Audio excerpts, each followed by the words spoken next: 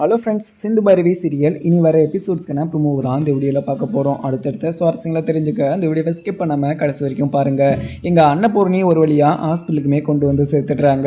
எங்கள் சிவாவை கூட்டிகிட்டு வந்து சிந்து இந்த நிலைமையில் இருக்கான்னு சொல்லிட்டு சிவா பார்த்த உடனே சிவாவுக்கு பயங்கர கோபம் ஆகிடுது இங்கே அன்னபூர்ணி மேலே. அன்னபூர்ணி கிட்டே போய் இங்கே அன்னபூர்ணி பிரேமா, நீங்கள் இப்படி ஒரு விஷயத்த நீங்கள் பண்ணியிருப்பீங்கன்னு சொல்லிட்டு நான் கொஞ்சம் கூட எதிர்பார்க்கல. எங்கள் சிந்து மேலே இருக்கிற கோவத்தில் நீங்கள் இப்படி பழி வாங்கியிருப்பீங்கன்னு சொல்லிட்டு நான் கொஞ்சம் கூட நினச்சி கூட பார்க்கல. நீங்கள் இப்படி இப்போ பண்ணுறதுக்கு உங்களுக்கு எப்படி தான் மனசு வந்துச்சு? சிந்து அப்படி உங்களுக்கு என்ன துரோகத்தை பண்ணால் என்ன காதலிச்சு கல்யாணம் பண்ணிக்கிட்டா, ஒரு பொய்யை சொல்லி என்ன கல்யாணம் பண்ணிக்கிட்டா, அதை தவிர வேறு என்ன பொய் சொல்லியிருக்கா? அவளை பிடிக்காததுனால 1 மணி நேரம் கழித்து நீங்கள் அவளை கொண்டு வந்திருக்கீங்க. அந்த கருப்பு தேல் கடிச்சா எவ்வளோ விஷம் இருக்குன்னு சொல்லிட்டு உங்களுக்கே நல்லாவே தெரியும். தெரிஞ்சிருந்தோம் நீங்கள் இப்படி பண்ணியிருக்கேன்னு சொல்லிட்டு நினைக்கிற போது எனக்கு ரொம்பவே அசிங்கமாகவும் இருக்குது. மறுபடியும் என்னுடைய மூஞ்சில முழிச்சு நீங்கள் பேசவே பேசாதீங்க. இப்போ சிந்து ரொம்பவே கிரிட்டிக்கல் கண்டிஷனில் இருக்கா. அவளை மட்டும் காப்பாற்ற முடியலன்னு சொல்லிட்டு எனக்கு மட்டும் தகவல் வந்துச்சுன்னா கண்டிப்பாக உங்கள் கூட நான் கடைசி வரைக்குமே பேசவே மாட்டேன் அப்படின்னு சொல்லிட்டு அங்கே இருக்கிற அன்னபூர்ணி கிட்ட சிவாவுமே சொல்லிடுவாங்க. உடனே அங்கே அன்னபூர்ணியுமே ரொம்பவே அழுதுகிட்டு, சிவா சிவா நான் சொல்கிறத கேளு சிவா, நான் அப்படியெல்லாம் ஒரு நினப்போட இங்கே சிந்துவை நான் அப்படி விடலை சிவா. அவள் என்ன விஷயத்த சொல்ல வரேன்னு சொல்லிட்டு நான் காது கொடுத்து கூட கேட்கல. அதுக்கப்புறம் அவள் மயக்கம் போட்டு கீழே விழுந்தும் போது தான் அவளுக்கு என்ன ஆச்சு அப்படின்னு சொல்லிட்டு தெரிஞ்சுக்கிட்டு அதுக்கப்புறம் உடனடியாக நான் எங்கள் ஹாஸ்பிட்டலுக்குமே கொண்டு வந்தேன். அதுக்கு முன்னாடி இங்கே வைத்திய அம்மாவுமே கூப்பிட்டு இங்கே ட்ரீட்மெண்ட்டுமே கொடுத்துச்சு. ஆனால் அதுவுமே ஒர்க் அவுட் ஆகலை அப்படின்னு சொல்லிட்டு ஆறுமுகத்துக்கு கால் பண்ணி ஆறுமுகத்தை உடனே இங்கே ஹாஸ்பிட்டல் கொண்டு போக சொல்லி இங்கே கூட்டிகிட்டு வந்துட்டேன். மற்றபடி எனக்கு வேறு எந்த ஒரு உள்நோக்கமோ இல்லை அவளை பழி வாங்கணும் அப்படின்னு சொல்லிட்டு நான் எப்போவுமே நினச்சது கூட இல்லை சிவா அப்படின்னு சொல்லிட்டு அங்கே இருக்கிற அன்னபூர்ணியுமே சொல்லிடுறாங்க.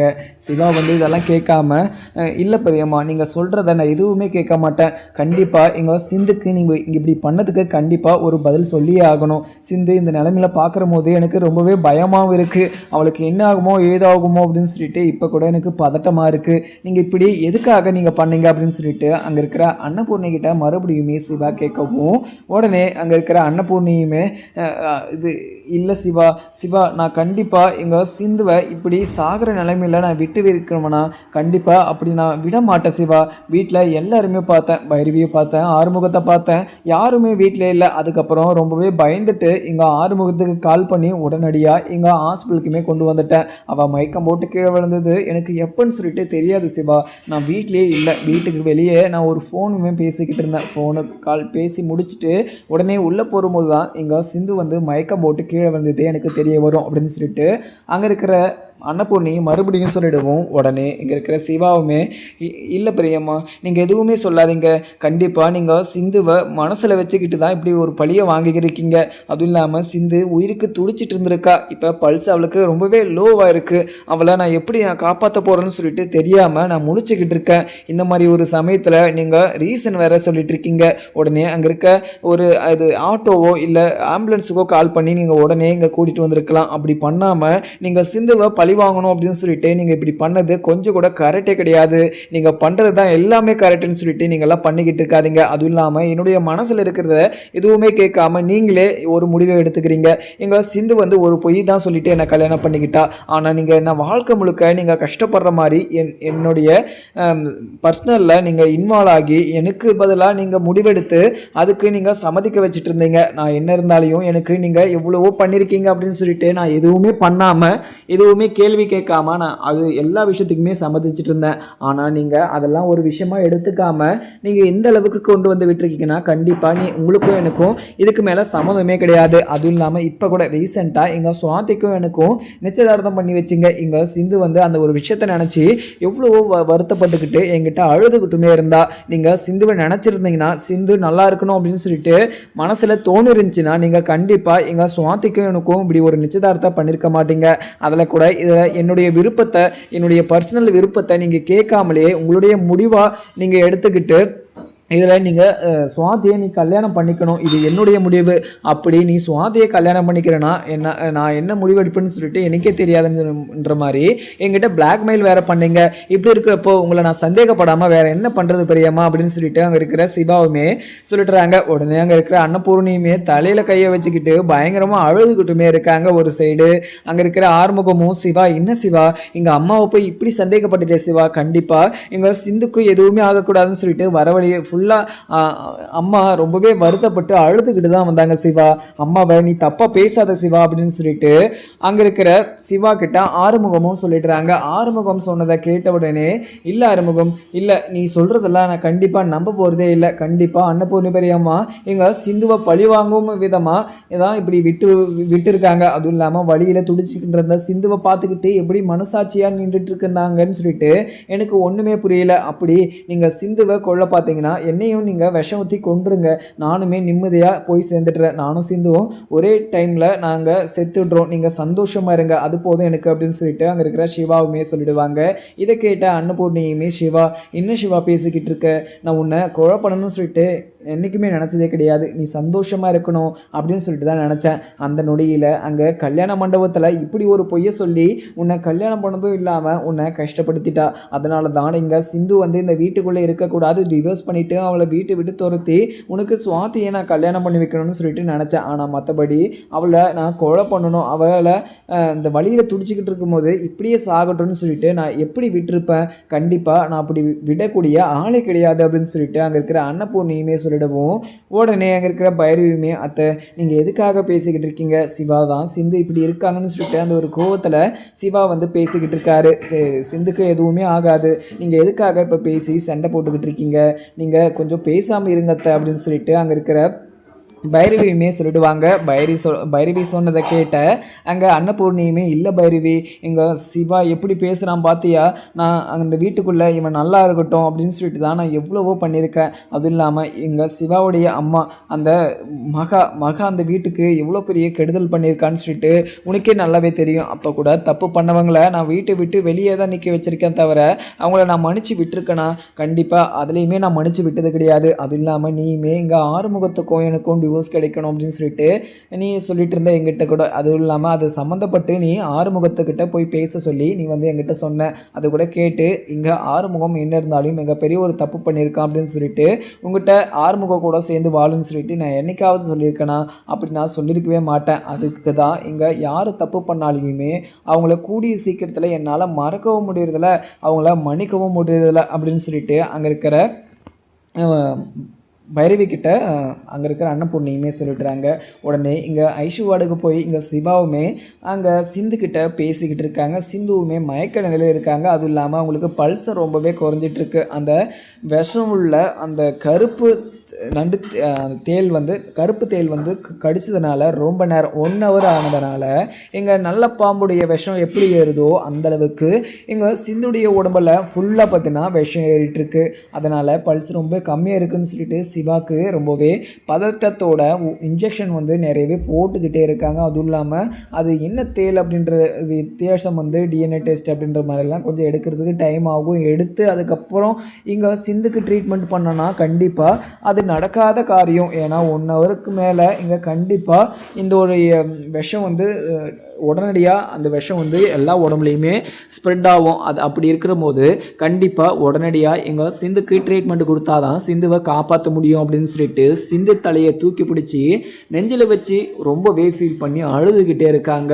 உடனே உள்ளே வந்து அன்னபூர்ணியுமே, சிவா என்னை மன்னிச்சிக்கோ சிவா, எனக்கு அந்த டைமில் என்ன தான் பண்ணுறதுன்னு சொல்லிட்டு எனக்கு ஒன்றுமே புரியல.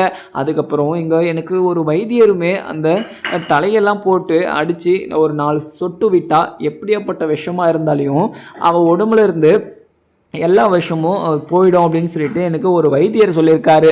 அந்த வைத்தியத்தை கூட நான் சிந்துக்கு பார்த்தேன். சிந்துவை நான் காப்பாற்றணும்னு சொல்லிட்டு எவ்வளவோ நான் முயற்சி பண்ணேன். ஆனால் சிந்துக்கு அந்த தேள் வந்து எப்போ தான் கொட்டுச்சு அப்படின்னு சொல்லிட்டு எனக்கு தெரியல. தெரிஞ்சிருந்தா நான் உடனடியாக எங்கள் ஹாஸ்பிட்டலுக்குமே கொண்டு வந்திருப்பேன். அது தெரியாதனால தான் சிந்துவை காப்பாற்றணும் அப்படின்னு சொல்லிட்டு இப்படி ஒரு விஷயத்த நான் பண்ணிட்டேன். என்னை மன்னிச்சுக்கோ சிவா அப்படின்னு சொல்லிட்டு கையெடுத்து கும்பிட்டு நின்றுக்கிட்டு இருக்காங்க. அன்னபூர்ணியுமே, பிரியம்மா நீங்கள் என்கிட்ட எதுவுமே பேசிக்கிட்டு இருக்காதீங்க, ஏற்கனவே நான் மனசை உடைஞ்சு போயிட்டுருக்கேன், நீங்கள் எந்த அளவுக்கு கீழ்த்தரமாக நீங்கள் இப்படி ஒரு வேலையை செய்வீங்கன்னு சொல்லிட்டு எனக்கு கொஞ்சம் கூட எனக்கு புரியல. அதுவும் இல்லாமல் கொஞ்சம் கூட நான் நினச்சி கூட பார்க்கல. நீங்கள் இப்படி ஒரு தப்பை பண்ணிவிட்டு எப்படி இந்த மூஞ்சை வச்சுக்கிட்டு நீங்கள் என்கிட்ட வந்து மன்னிப்பு கேட்டுக்கிட்டு இருக்கீங்க. கண்டிப்பாக உங்களை நான் எப்போவுமே மன்னிக்கவும் போகிறதில்ல, உங்களை நான் மறக்கவும் போகிறதில்ல. நீங்கள் செஞ்ச தப்புக்கு கண்டிப்பாக அதுக்கான தண்டனையை நீங்கள் அனுபவிச்சு தான் ஆகணும். சிந்து பண்ண தப்புக்கு அவளை தண்டனை அனுபவிக்கிறேன்னு சொல்லிட்டு வீட்டுக்கு வெளியே இருக்க சொல்லி வீட்டுக்குள்ளே இருக்கிற எந்த பொருளையுமே தொட வேணாம். அதுவும் இல்லாமல் தண்ணியுமே அவள் எடுத்து அங்கே விறகுல சமைச்சு அவள் எவ்வளவோ கஷ்டப்பட்டு இருந்தா. இப்போ அந்த விறகுல சமைக்கிற போது தான் இந்த கருப்பு தேலுமே கடிச்சிருக்கு. எல்லாத்துக்குமே காரணம் நீங்கள் மட்டும்தான் பெரியம்மா அப்படின்னு சொல்லிட்டு அங்கே இருக்கிற சிவாவுமே சொல்லிடுறாங்க. சிவா, நீ என்னென்னமோ இது போட்டு நீ என்னை தப்பாக புரிஞ்சுக்கிட்டு பேசிக்கிட்டு இருக்க சிவா. கண்டிப்பாக நான் இப்படி ஒரு விஷயத்த நான் பண்ணணும்னு சொல்லிட்டு என்னுடைய மனசில் கனவுல கூட நான் நினச்சி கூட பார்த்துருக்க மாட்டேன். ஆனால் நான் நினச்சி கூட பார்க்காத ஒரு விஷயத்தெல்லாம் நீ சொல்லி என்னை ரொம்பவே தப்பாகவும் புரிஞ்சுக்கிட்டு இருக்க சிவா. கண்டிப்பாக நீயும் அங்கே சிந்துவும் நல்லா இருக்கணும் அப்படின்னு சொல்லிட்டு தான் உன்னையும் சிந்துவையும் நான் சேர்த்து வச்சேன். அதுக்கப்புறம் இவ்வளோ பெரிய பொய் சொல்லியிருக்கா அப்படின்னு சொல்லிட்டு அதுக்கப்புறம் தெரிஞ்ச பிறகு தான் இவ்வளோ பெரிய நம்பிக்கை துரோகம் பண்ணவளை தண்டனை அனுபவிக்கணும், அவளை மறக்கக்கூடாது மன்னிக்கக்கூடாது அப்படின்னு சொல்லிட்டு அவளை நான் அந்த வீட்டை விட்டு ஒதுக்கி வச்சேன். அதுவும் இல்லாமல் டிவோர்ஸுக்குமே அப்ளை பண்ண சொன்னேன். ஆனால் அவங்க அப்பாவுமே அவளை தலைமுழுங்கிட்டாங்க. அது உனக்கு நல்லாவே தெரியும். அப்படி இருக்கிறப்போ அந்த ஒரு கோவத்தில் நான் அப்படி பண்ணிட்டேன். ஆனால் அந்த ஒரு விஷயத்தை வச்சு இவ சாகட்டும்னு சொல்லிட்டு நான் கண்டிப்பாக விட்டுருக்க மாட்டேன் சிவா அப்படின்னு சொல்லிட்டு அங்கே இருக்கிற அன்னபூர்ணியுமே சொல்லிடுவோம். உடனே அங்கே இருக்கிற சிவாவுமே இல்லை பிரியம்மா, நீங்கள் சொல்கிறத நான் எதுவுமே கேட்க மாட்டேன். எங்கள் சிந்துவை நீங்கள் ஏகப்பட்டதாக நீங்கள் கஷ்டப்படுத்திருக்கீங்க. அதுவும் இல்லாமல் சிந்துவை வீட்டு விட்டு வெளியே போக சொன்னீங்க. எங்கள் அங்கே இருக்கிற எசைக்கு விஷயத்தில் எல்லா உண்மையுமே இங்கே சிந்து தான் கண்டுபிடிச்சி கொடுத்தா. அதில் கொஞ்சம் கூட வாழ்த்து சொல்லாமல் இங்கே நீங்கள் அந்த ஒரு விஷயத்தை மட்டும் எடுத்துக்கிட்டு எசைக்கே வீட்டை விட்டு வெளியே அமுச்சு விட்டுட்டீங்க. அதுக்கப்புறம் அங்கே ஸ்னேகா விஷயத்தில் எல்லா ஸ்னேகா கிட்டேருந்து என்னை காப்பாற்றுறது எங்கள் சிந்து மட்டும்தான்.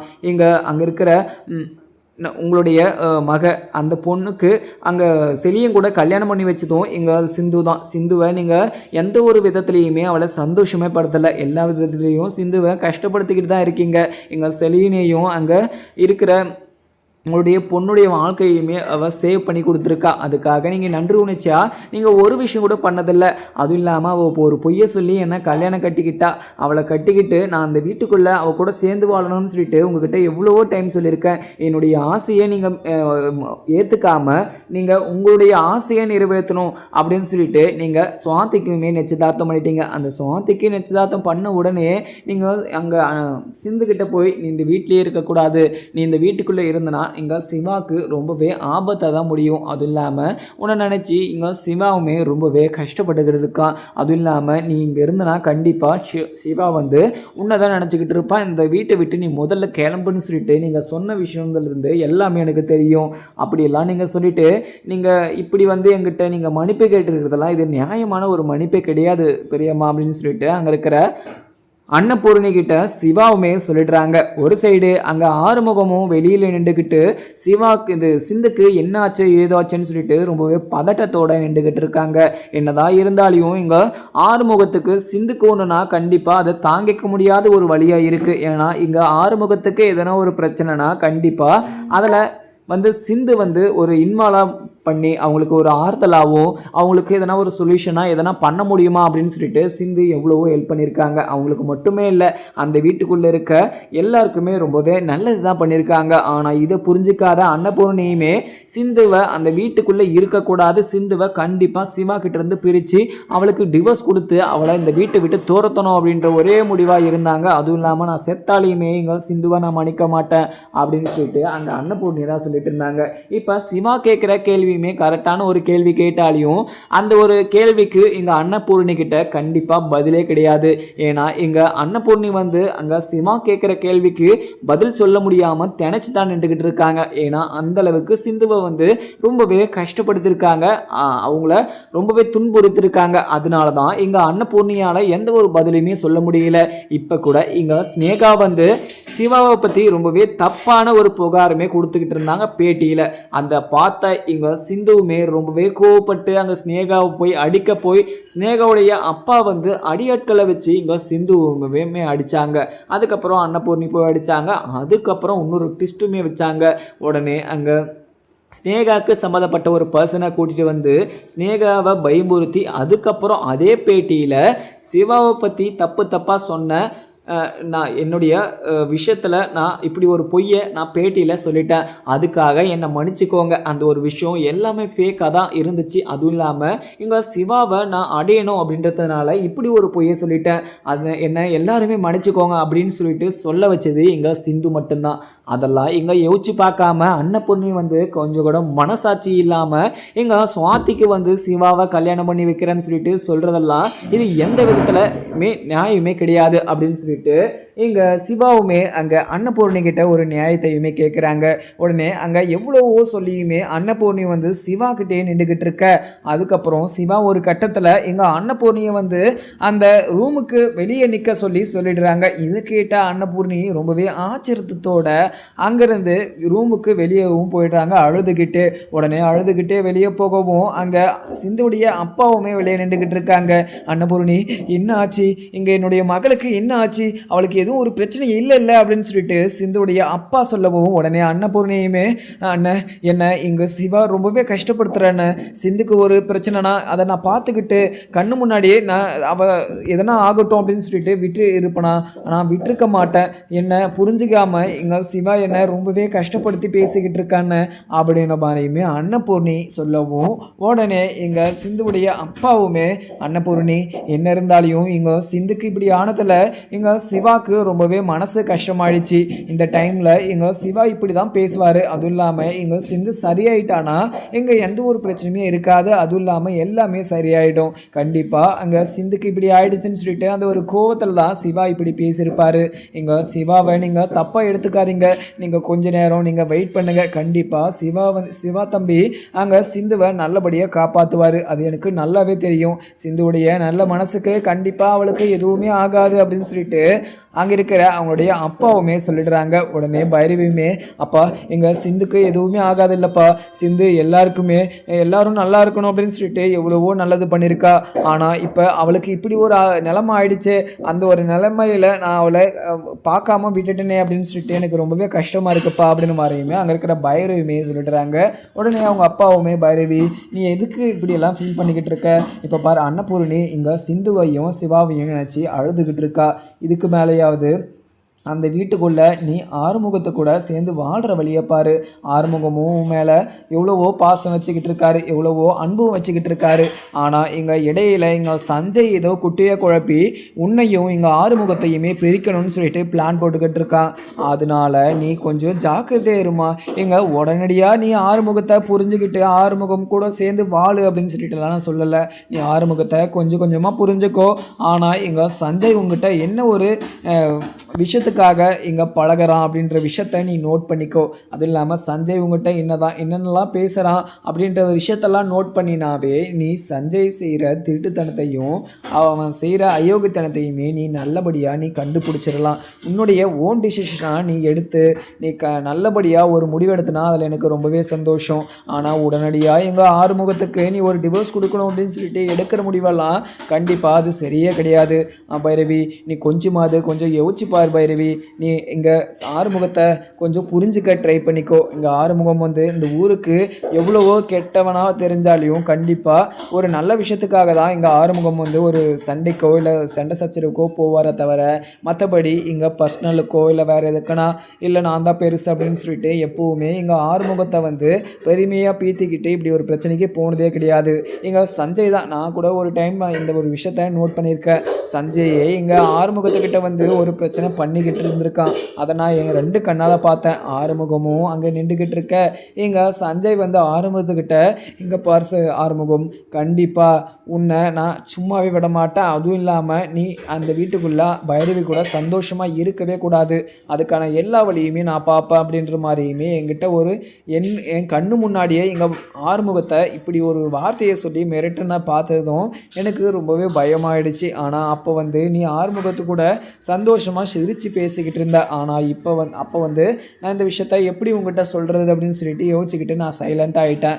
ஆனால் இப்போ வந்து இந்த விஷயத்த சொல்லணும் அப்படின்னு சொல்லிட்டு தோணுச்சு, ஆனால் நீ ஆறுமுகத்தை கூட சேர்ந்து வாழணும் அப்படின்றதுனால மட்டுமே இந்த விஷயத்த நான் சொல்லலை, நீ இந்த விஷயத்தை புரிஞ்சுக்கணும், அதுவும் இல்லாமல் உன்னுடைய ஓன் டிசிஷனில் இங்கே சஞ்சய் பண்ணுற தப்பெல்லாம் நீ கண்டுபிடிக்கணும் அப்படின்னு சொல்லிட்டு நான் புரிஞ்சுக்கிறதுக்காக சொல்கிறேன், நீ புரிஞ்சுக்கிட்டு நல்ல ஒரு முடிவை எடுத்தனா எனக்கு ரொம்பவே சந்தோஷமாகவும் இருக்கும், அதுவும் இல்லாமல் ரொம்பவே நிம்மதியாகவும் இருக்கும். இங்கே சிந்துடைய வாழ்க்கையுமே இப்படி ஆயிடுச்சு, உன்னுடைய வாழ்க்கையும் இப்படி ஆயிடுச்சுன்னா எங்களால் நிம்மதியாகவும் சந்தோஷமாகவும் வாழ முடியாது.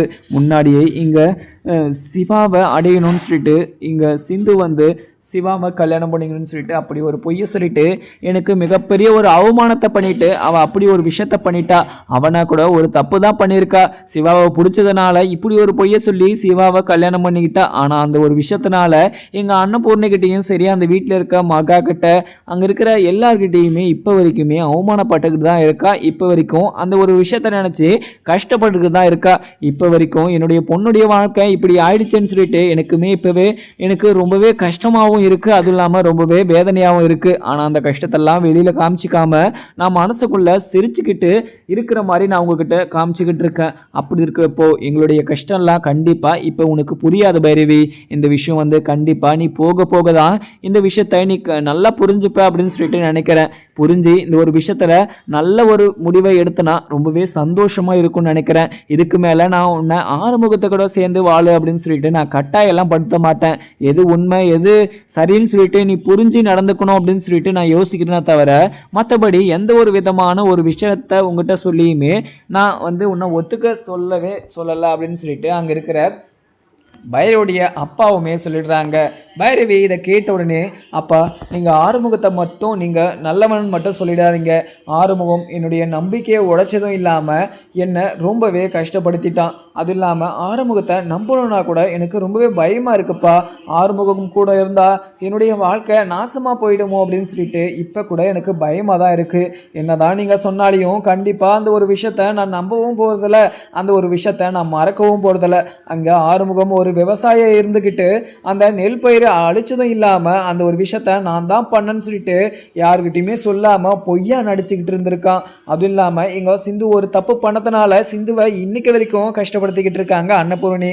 ஆனால் ஆறுமுகம் என்னுடைய நம்பிக்கை உடைச்சதும் இல்லாமல் நான் விதைச்ச அந்த கரும்பு பயிர்களெல்லாம் அழிச்சதும் இல்லாமல் நிறைய விஷயத்தில் தப்பு பண்ணியிருக்கான். அதெல்லாம் யோசிச்சு பார்த்தா எனக்கு ஆறுமுகம் கூட சேர்ந்து வாழ்கிற ஒரு எண்ணமே வரலப்பா அப்படின்னு சொல்லிட்டு அங்கே இருக்கிற பைரவியுமே சொல்லிடுறாங்க.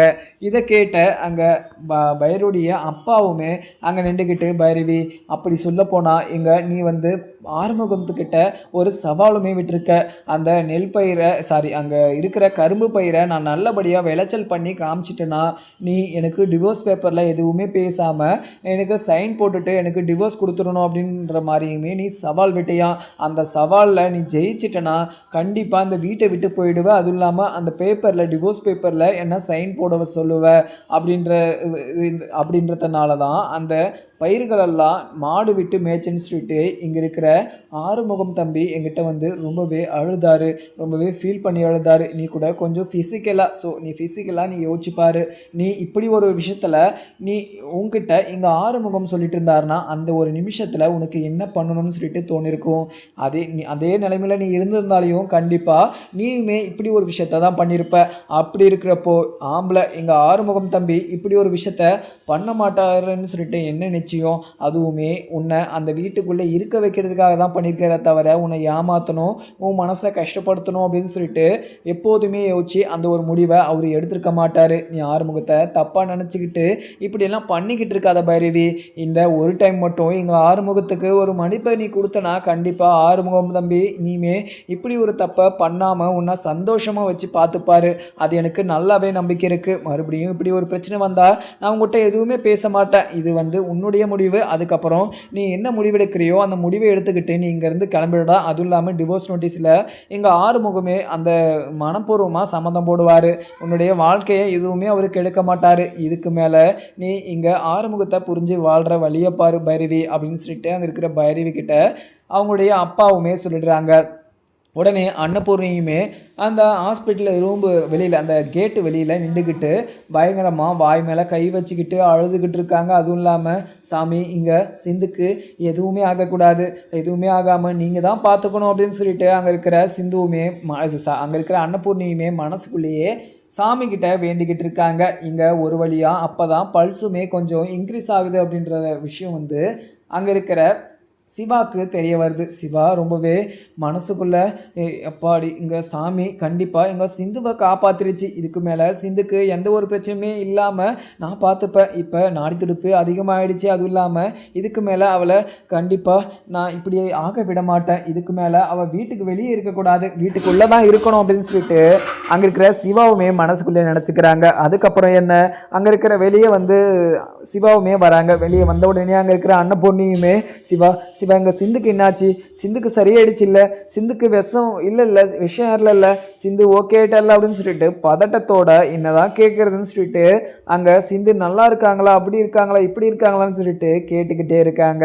உடனே அங்கே இருக்கிற சிவாவும் பெரியம்மா எங்கள் சிந்துக்கு எந்த ஒரு பிரச்சனையுமே இல்லாமல் நான் காப்பாற்றிட்டேன், அது இல்லாமல் இன்னும் 2 நிமிஷம், இன்னும் ஒரு 5 நிமிஷம் நீங்கள் கழித்து இங்கே இருக்கிற சிந்துவை நீங்கள் கூட்டிகிட்டு வந்திருந்தீங்கன்னா கண்டிப்பாக சிந்துவை காப்பாற்றிருக்கவே முடிஞ்சிருக்காது. ஏதோ நீங்கள் செஞ்ச ஒரு துரோகத்தை நீங்கள் இத்தோடு நீங்கள் மறந்துடுங்க.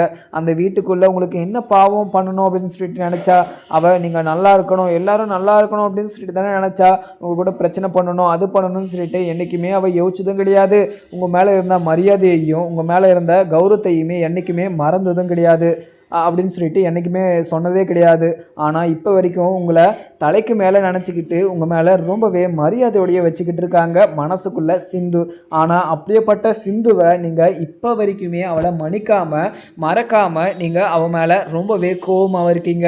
இப்படி இருக்கிறப்போ நீங்கள் உங்கள் மேலே எனக்கு கோபம் இருக்குமா இல்லையா, அதுவும் இல்லாமல் உயிருக்கு போராடிக்கிட்டு இருந்த சிந்துவை நீங்கள் 1 மணி நேரம் கழித்து நீங்கள் ஹாஸ்பிட்டலுக்கு கொண்டு வந்தீங்கன்னா அவளை எப்படி காப்பாற்றுவேன் அப்படின்னு சொல்லிட்டு நினச்சிருக்கீங்க. அதே உங்களுக்கு இப்படி ஒரு நிலைமை ஆயிட்டு இருந்துச்சுன்னா கண்டிப்பாக சிந்து இப்படி பார்த்துட்டு சும்மாவே இருந்திருக்க மாட்டா. அதுவும் இல்லாமல் அவள் இப்படி இருந்திருக்க ஒரு பர்சனே கிடையாது. உங்களை எப்படியாவது காப்பாற்றணும் அப்படின்னு சொல்லிட்டு தூக்கிட்டு கூட உங்களை ஹாஸ்பிட்டலுக்கு கொண்டு வந்து விட்டுருப்பா. அப்படியேப்பட்ட ஒரு நல்ல ஒரு மனசுக்காரியை நீங்கள் இப்போ வரைக்குமே அவளை கூனி குறுகி அசிங்கப்பட்டு நிற்கிற மாதிரி ஒரு விஷயத்தெல்லாம் பண்ணிக்கிட்டு இருக்கீங்க. இப்போ கூட நீங்கள் ஒரு என்னுடைய அம்மா அங்கே மகா அவங்கள நீங்கள் அடுத்த அந்த வீட்டுடைய வாரிசாக நீங்கள் வர வைக்கிறதா நீங்கள் நினச்சிட்டு இருந்தீங்க. ஆனால் சிந்துவை நீங்கள் ஒருபோதும் அப்படி ஒரு வாரிசாக நீங்கள் உட்கார வைக்க நினச்சது கூட கிடையாது. நீங்கள் நல்லது பண்ணாதவங்களுக்கு போய் நீங்கள் அப்படி ஒரு அங்கீகாரத்தை கொடுக்கறதுக்கு பதிலாக எங்கள் சிந்து வந்து அந்த வீட்டுக்கும் சரி எவ்வளவோ நல்லது பண்ணியிருக்காங்க. அப்படியேப்பட்ட சிந்துக்காக நீங்கள் இப்படி ஒரு நல்லது கூட பண்ணலைன்னா எனக்கு ரொம்பவே கஷ்டமாக இருக்காதா? இதுக்கு மேலே உங்களுடைய பேச்சை நான் கேட்குறதா இல்லை பெரியம்மா, இதுக்கு மேலே உங்களுடைய பேச்சு கேட்டேன்னா என்னுடைய வாழ்க்கையை நானே தொலைச்ச மாதிரி ஆகிடும். அது இல்லாமல் சிந்துக்கு நான் மிகப்பெரிய ஒரு துரோகம் பண்ண மாதிரி ஆகிடும். சிந்துவை நான் சந்தோஷமாக வச்சு பார்த்துக்கணும். அதனால் நான் உங்களுடைய பேச்சை கேட்குற மாதிரியே இல்லை. உங்களுடைய பேச்சை நான் மறுபடியும் கேட்க மாட்டவே மாட்டேன். இந்த வீட்டுக்குள்ளே நான் மறுபடியும் சிந்துவை உள்ளே கூட்டிகிட்டு வர போகிறேன், சிந்து கூட நான் சேர்ந்து சந்தோஷமாக இருக்க போகிறேன் அப்படின்னு சொல்லிட்டு அங்கே இருக்கிற சிவாவுமே சொல்லிடுவாங்க. இதை கேட்ட அங்கே இருக்கிற அன்னபூர்ணியுமே சிவா நீ நினச்ச மாதிரியே நீ சிந்து கூட சேர்ந்து வாழ சிவா, சிந்து கூட வாழ்கிறதுல எனக்கு எந்த ஒரு பிரச்சனையுமே இல்லை, மறுபடியும் நான் உன்னுடைய விஷயத்தில் நான் தலையிட மாட்டேன், உன்னுடைய விஷயத்தில் நான் எப்போவுமே நான் மாட்டேன் சிவா, என்னை மன்னிச்சுக்கோ சிவா, நான் உனக்கு பண்ண எல்லா கஷ்டத்துக்கும் நான் இப்போவே மன்னிப்பு கேட்டுறேன்.